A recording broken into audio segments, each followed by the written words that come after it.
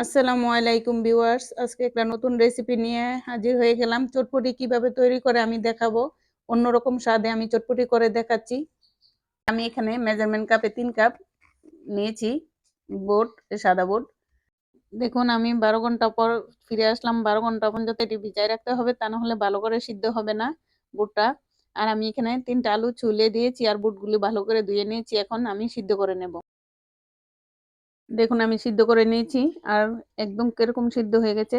এই দেখুন টিপ দিলে একবারে ভেঙে গেছে, একদম গলে গেছে। আর আমি আলুগুলা এভাবে ভেঙে নেবো। আর আমি এই জাহির মধ্যে ছেঁকে নেওয়ার কারণ হলো আমি খোসাটি কিছু ফেলে দিয়েছি। খোসাটি খেতে একটু বেশি একটা সুবিধা লাগে না, আর আপনার খোসাটি ফেলে দিলে খেতেও খুব স্বাদ লাগে। দেখুন আমি আধা ভেঙে করে আলুটি ভেঙে নিয়েছি আর আমি যে ছেঁকে নিয়েছি পানিটা এটার মধ্যে দিয়ে দিচ্ছি। দিয়ে আমি একটু আবার জাল দিয়ে নিব। আর এটির সাথে আমি কিছু মশলা দিয়ে দিব। আর আমি যেভাবে রেসিপিটা দেখিয়েছি অবশ্যই আপনি এইভাবে চেষ্টা করবেন। আর এত খেতেও এর অন্যরকম, কারণ সবাই তো একটু গাঢ় করে করে, আমি একটু পাতলা করে করব। এখন দিয়ে দিচ্ছি এটির সাথে কাঁচামরিচ কুচি।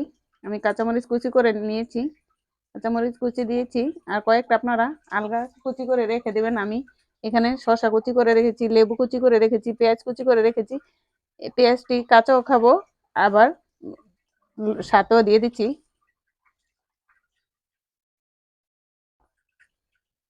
ধনিয়া পাতা কুচি করে রেখেছি, ধনিয়া পাতাটা একটু বলক আসলে দিয়ে দেব। দেখুন আমি এখন চুলায় বসে দেব এবং বলক আসা পর্যন্ত অপেক্ষা করব। দেখুন আমার ইয়ে বলকে এসে গেছে। এখন আমি মশলাটা দিয়ে দিচ্ছি। এখন দিয়ে দিচ্ছি আমি 5 টেবিল চামচ চটপটির মশলা দিয়ে দিচ্ছি, কারণ মশলাটা একটু বেশি দিলে খেতেও একটু টেস্ট লাগে। আর যদি লাগে আর একটু দিব, আমি আগে দেখে নিচ্ছি কিরকম। তারপরে দিয়ে দিব টালা জিরার গুঁড়া,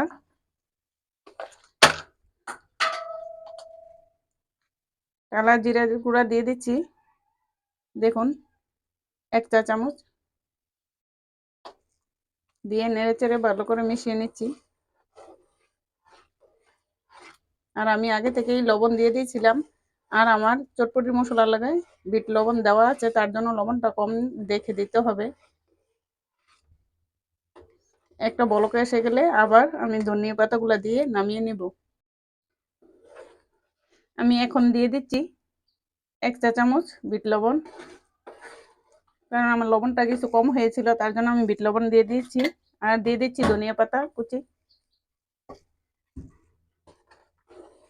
নেড়ে চেড়ে মিশিয়ে নিচ্ছি।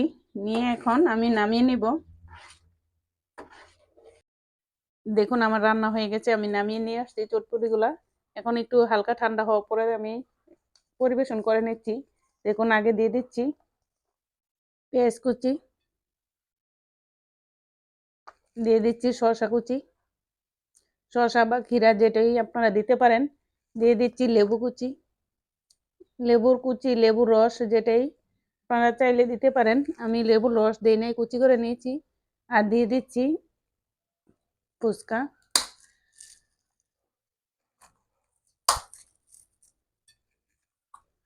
ফুচকা আপনাদের মতন আপনারা বেশি কম বাড়িয়ে নিয়ে খেতে পারেন।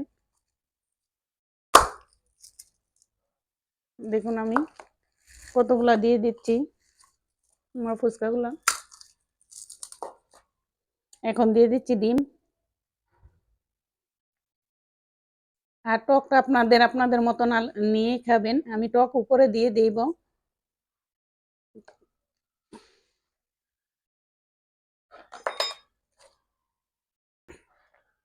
আর আমি পাতলা করে নিয়েছি, বেশি গাঢ় করি নাই। যার যার ইচ্ছা মতো খাবেন।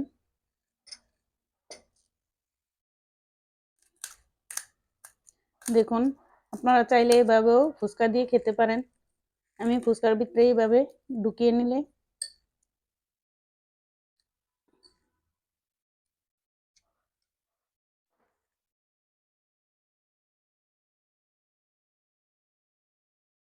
দেখুন কত সুন্দর হয়ে গেছে।